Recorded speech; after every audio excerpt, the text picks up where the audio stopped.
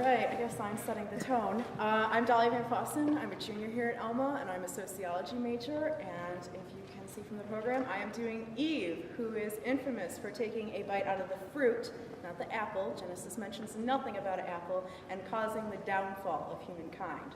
So this is my attempt at reclaiming her voice.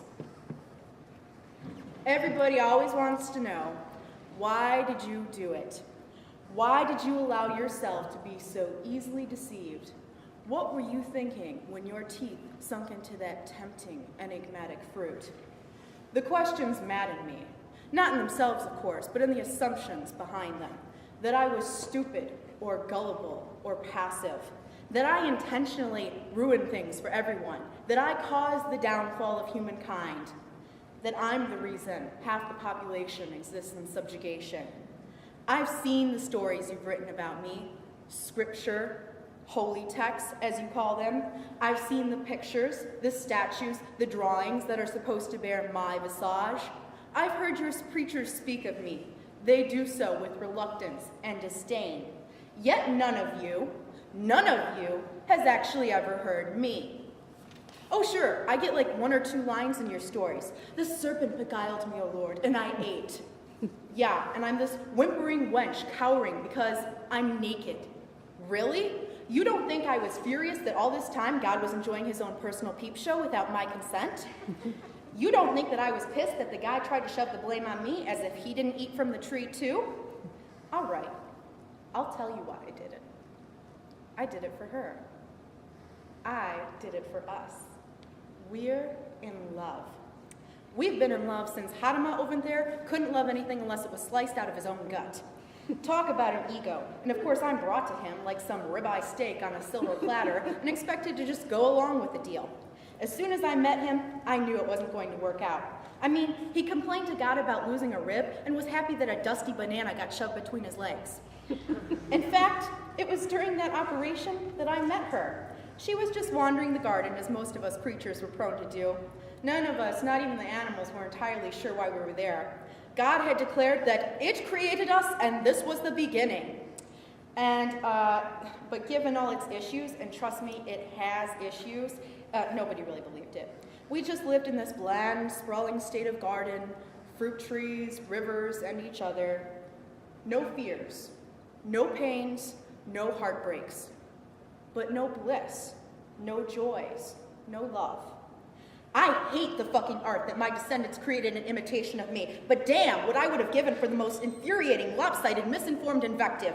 Even if God created us, it didn't bother to consider the possibility that we would tire of being its wind-up toys. Half the time, I think it gave us the capacity to reason just to see if we would dare defy it. She loved defying it. She took enormous pleasure in it. Since she had been created, it had become one of her favorite pastimes.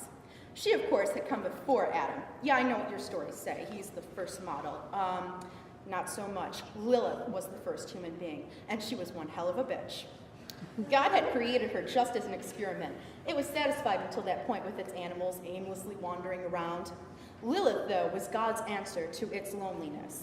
It created not from the brilliance of its own perfection, but from the madness that accompanied pure, undiluted solitude. The cacophony of questions that were in its head. Where was its God? Why did it exist? Why the nothingness? Why creation? Eden was placating, but God wanted answers. Lilith didn't give them to God. She didn't seem to particularly care that this whole world was constructed and that her own deity was caught up in some existential crisis. She was adventurous, totally intrepid. She wanted to live life to the fullest for as long as it lasted. So when God told her, "You may freely eat of every tree of the garden, but of the tree of knowledge of good and evil you shall not eat, for in the day that you eat of it, you shall die." Well, it was like God drew a map to her first destination. Of course she ate the fruit. She had no idea what death was. Did God assume she would be terrified of an end to existence when its own being, its own existence was so uncertain? When she became mortal, she loved it. She knew beauty. She knew truth. She knew feeling to the fullest. God was pissed when it found out what Lilith did.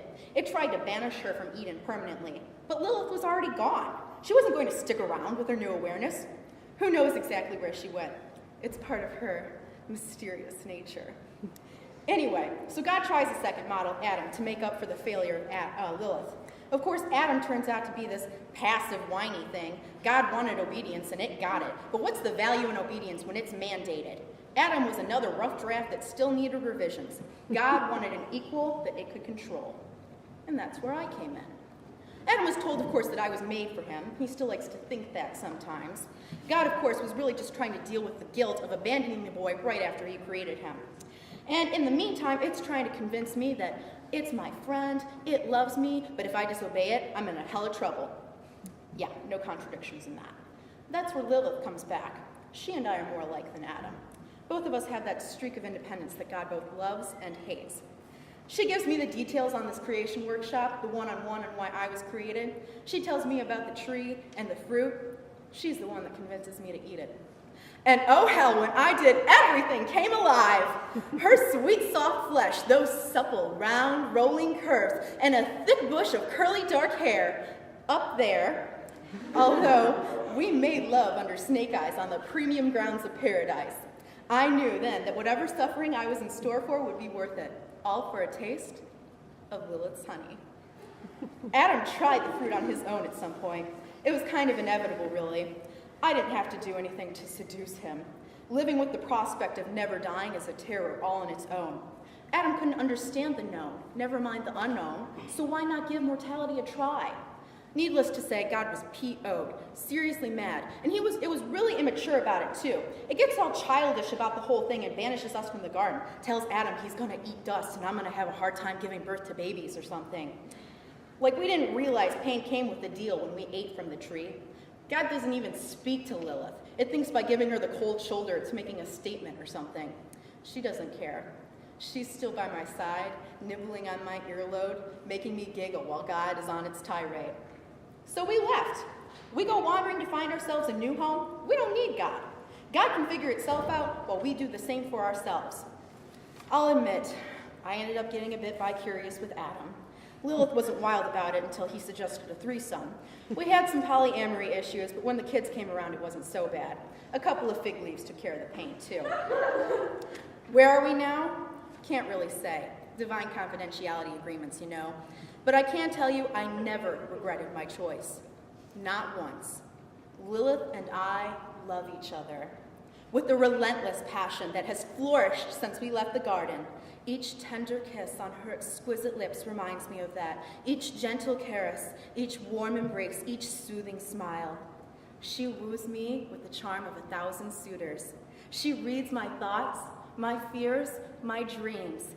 She shares them with me fully. She holds me in the night. I love her. She loves me. We love each other.